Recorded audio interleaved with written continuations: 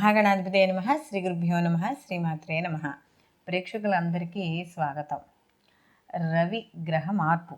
ఈ రవిగ్రహ మార్పు అనేది మనకి 17/12/2023 నుండి 14/1/2024 వరకు ఈయన ధనుస్సు రాశిలో సంచారం చేయడం అనేది జరుగుతుంది. దీన్నే మనకి ఎప్పుడైతే రవి మనకి ప్రతి నెల ఒక్కొక్క రాశిలోకి ఈయన సంచారం చేయడం అనేది జరుగుతుంది, దాన్నే మనం రవి సంక్రమణంగా చెప్తాం. అందులో భాగంగా మనకి ధనుస్సు రాశిలోకి ఎప్పుడైతే రవి సంక్రమణం జరిగిందో దాన్ని మనం ధనుర్మాసం, అప్పటి నుంచి మనకు ధనుర్మాసం మొదలవుతుందని చెప్పవచ్చు. అయితే ముందుగా ఈ రవి ధనుస్సు రాశిలోకి సంచారం చేయడం వల్ల ద్వాదశ రాశుల వారికి ఎటువంటి ఫలితాలు ఉంటాయనే విషయాన్ని తెలుసుకునే ముందర అసలు రవి కారకత్వాలు ఏమిటి అని చూసుకున్నప్పుడు, రవి గ్రహంగానే చూసుకుంటే మన నవగ్రహాల్లో కల్లా మొదటిగా మనం ఈ రవిని చెప్పుకోవడం అనేది జరుగుతుంది. అయితే రవి వచ్చేటప్పటికి పురుషగ్రహంగాను, అలాగే క్షత్రియ జాతికి సంబంధించిన వాడు ఈయన. అలాగే ఈయన గుణం కూడా రజోగుణంగా చెప్పడం అనేది జరుగుతుంది. అలాగే రవి యొక్క గ్రహకారకత్వ స్వభావంగాని చూసుకుంటే ఈయనకి ఒక్కోసారి కొద్దిగా కోపం, కొద్దిగా పాప స్వభావం, అలాగే ఏదైనా సరే స్థిరంగా ఒక నిర్ణయం తీసుకున్నప్పుడు స్థిర స్వభావంగా ఉండడం అనేది జరుగుతుంది. అలాగే ఈయన ముఖ్యంగా కానీ చూసుకుంటే ఈ సూర్యుడు మనకి సింహరాశిలో ఉన్నప్పుడు 20 డిగ్రీలలో ఆయనకి మూల త్రికోణంగా మనం చెప్పడం అనేది జరుగుతుంది. అలాగే మేషరాశిలో ఈయనకి ఉచ్చస్థితిగాను, అలాగే తులారాశిలో ఆయన నీచ పొందడం అనేది జరుగుతుంది. కుజుడికి సహజంగా ఈ యొక్క మనకి ఏదైతే రవి ఉన్నాడో రవికి కుజ చంద్ర అలాగే గురువు మిత్ర నక్షత్ర అంటే మిత్రగ్రహాలుగా మనం చెప్పడం అనేది జరుగుతుంది.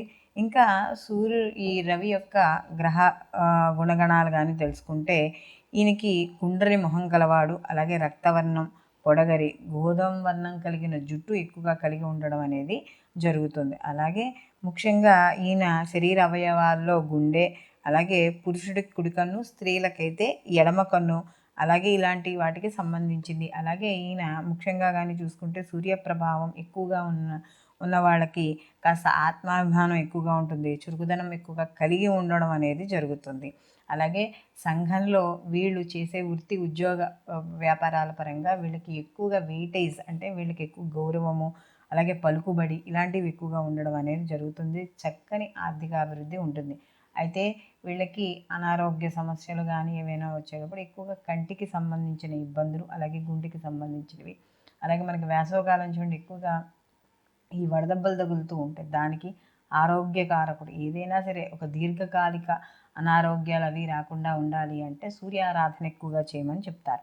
అలాగే రవి కూడా చూసుకుంటే ఈయన ఆత్మకారకుడు, అంటే ఎక్కువగా ఈయన తండ్రికి సంబంధించింది, అలాగే శక్తికి, ప్రతాపానికి, శౌర్యానికి దానికి సంబంధించిన వాడు ఈ యొక్క రవిగా మనం చెప్పుకోవచ్చు.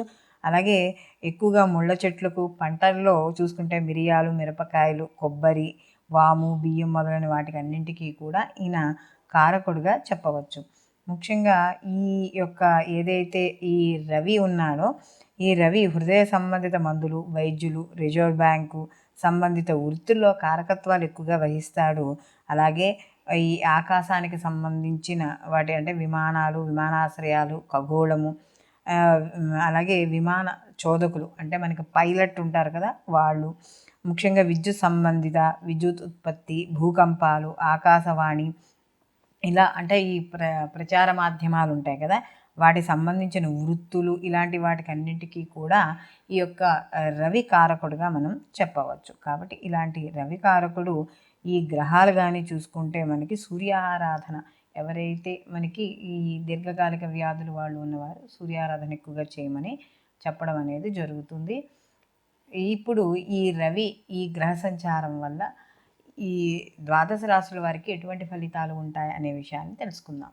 ధనుస్సు రాశికి ఈ ధనుస్సు రాశిలోకి రవి సంక్రమణం అంటే రవి సంచారం చేయడం, జన్మలోకే రవి సంచారం. సహజంగా జన్మలో రవి సంచారం అనేటప్పటికీ మనకి శరీరపరంగా ఇబ్బందులు అనేవి అధికంగా ఉంటాయి. అంటే తనుభావ స్థానంలో ఇక్కడ రవి సంచారం చేస్తూ ఉంటారు.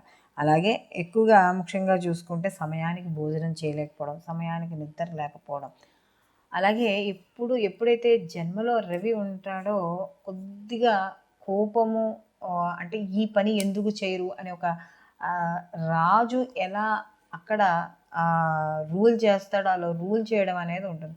దానివల్ల ఏమవుతుందంటే ఒక్కొక్కసారి పని అవ్వకపోయినా జరగకపోయినా ఆలస్యమైన ఆ టెన్షన్ని తీసుకోలేరు. ఆ టెన్షన్ని తీసుకోలేకపోవడం వల్ల కోపం వస్తుంది. దానివల్ల తన చుట్టూరా ఎవరైతే వ్యక్తులు ఉన్నారో వాళ్ళని అరవడం, వాళ్ళ వల్ల కలహాలు ఏర్పడడం, ఇలాంటివన్నీ కూడా సంభవిస్తూ ఉంటాయి. అలా బంధువుల వల్ల కావచ్చు, మిత్రుల వల్ల కావచ్చు, ఏవైనా సరే కాస్త కలహాలు ఏర్పడడం, మనోవిచారము, అలాగే శరీరపరంగా కాస్త ఇబ్బందులు అంటే కంటికి సంబంధించినవి కావచ్చు, లేకపోతే కాస్త ప్రస్తుతం ఉన్న కాలమాన పరిస్థితుల ప్రకారం అధిక ఉష్ణోగ్రత అంటే జ్వరపీడ ఉండడం, ఇలాంటివన్నీ కూడా చోటు చూసుకునే అవకాశం అయితే ఉంది. అయితే ఏదైనా నిర్ణయాలు తీసుకునేటప్పుడు మాత్రం కాస్త ఆలోచించి ఆచితూచి నిర్ణయాలు తీసుకోవడం అనేది ఉత్తమమైన విషయంగా చెప్పవచ్చు. ఎందుకంటే వాటి వల్ల నిర్ణయాలు తొందరపడి తీసుకుంటే కాస్త ఆర్థికంగా కావచ్చు, మానసికంగా కూడా కాస్త ఇబ్బంది పడే అవకాశం, అంటే ఆర్థికంగా ఖర్చులు ఉన్న మానసిక ఆందోళన అనేది ఎక్కువగా ఉంటుంది. కాబట్టి అలాంటి విషయాల్లో జాగ్రత్త వహించండి. వృత్తి ఉద్యోగ వ్యాపారస్తులు కూడా కాస్త నిర్ణయాలు తీసుకునేటప్పుడు కాస్త జాగ్రత్త ఆచితూచి తీసుకోవాలి. విద్యార్థులు కూడా శ్రద్ధ పట్టి చదవాలి. అలాగే రవి ఆరోగ్య ప్రదాత కాబట్టి దీర్ఘకాలిక పరంగా ఎవరైనా వ్యాధులతో ఇబ్బంది పడుతున్న వాళ్ళు సూర్య ఆరాధన ఎక్కువగా చేయడం వల్ల వీటి నుండి ప్రతికూల ఫలితాలు తగ్గించుకోవడానికి ఎక్కువగా అవకాశం అనేది కనబడుతుంది. అయితే ఇక్కడ ఈ రవి యొక్క సంచారం వల్ల రవి ప్రీతి కొరకై, అంటే ముఖ్యంగా రవి అనుగ్రహం కలిగితే ఇందాక మనం చెప్పుకున్న వాటిలో అనారోగ్య సమస్యలు ఏవి కూడా దరిచేరవు. ఆర్థిక అభివృద్ధి కానీ అన్ని రకాలుగాను కూడా వీళ్ళకి అనుకూలంగా ఉంటుంది. ప్రతి పనిలోనూ కూడా ముందుకి వెళ్ళడం అనేది జరుగుతుంది. కాబట్టి ఈ రవి ప్రీతి కొరకై, ఎందుకంటే సూర్యుడికి పళ్ళు ఉండవంటారు, అందు గురించి ఎక్కువగా వీనికి పాయసాన్ని చేస్తారు. అంటే గోధుమతో కలిపిన పాయసాన్ని కానీ కొంతమంది అన్న పాయసాన్ని కానీ చేయడం అనేది జరుగుతుంది. ఎక్కువగా గోధుమలు అనేవి రవిగ్రహానికి సంబంధించిన ధాన్యం కాబట్టి గోధుమ రవ్వ ఉంటుంది కదా, అది బెల్లము నెయ్యి కలిపిన దాంట్లో కాస్త సుగంధభరితంగా ఉండడానికి కాస్త మనం ఏవైనా యాలకులు, ఇలా జీడిపప్పులు ఇలాంటివి ఏమైనా వేసుకొని చేసుకోవచ్చు. లేకపోతే గోధుమ బెల్లంతో కలిపి చేసిన పాయసాన్ని నివేదనగా చేయాలి. అలాగే రాగి పాత్రలు కానీ రాగి చెంబుతో నీళ్లతో కానీ సూర్యుడికి అర్ఘ్యం అనేది ఇవ్వాలి. అలాగే రాగి ప్రమిదిలో కానీ దీపం పెట్టి సూర్యుడికి అక్కడ మనం చేసిన, అలాగే రాగి విగ్రహారాధన చేసిన రవిది, ఇలాంటివన్నీ కూడా విశేష ఫలితాన్ని ఇవ్వడం అనేది జరుగుతుంది. అలాగే ఇక్కడ ఆదివారాల నియమాలు పాటించడం, అలాగే ఆదివారం నాడు మద్యము మాంసము ఇలాంటి ఏవైతే పనులు ఉన్నాయో ఇలాంటివి చేయకుండా ఉంటే మనకి సూర్యానుగ్రహం కలగడం అనేది జరుగుతుంది. అలాగే ఈ రవి ధనుస్సు రాశిలో సంక్రమణం చేస్తున్న ఈ మనకి 17వ తారీఖు నుంచి 14వ తారీఖు వరకు ఏదైతే సమయం ఉందో ఈ సమయంలో ఆదివారాలు నియమాలు పాటించడం, సూర్యాష్టకము లేదా అరుణపారాయణ లేదా అరుణపారాయణ వినడం, ఇంట్లో మనకి ఇప్పుడు యూట్యూబ్లో దొరుకుతున్నాయి కదా, అరుణపారాయణ వినడము, లేదా మనకి ఈ యొక్క ఏదైతే రాగి పాత్రలో నీళ్లు పోసుకొని అందులో ఎర్రటి పూలని గంధము అవన్నీ ఉంచి కూడా సూర్యుడికి అర్ఘ్యం ఇవ్వడం, ఆదిత్య హృదయ పారాయణ చేయడం, ఇలాంటివి ఏమి పాటించినా కూడా సూర్యానుగ్రహం అనేది ఈ ద్వాదశ రాశుల వారికి కూడా పొందడం అనేది జరుగుతుంది. సర్వే జన సుఖినో భవంతు, లోకా సమస్త సుఖినో భవంతు.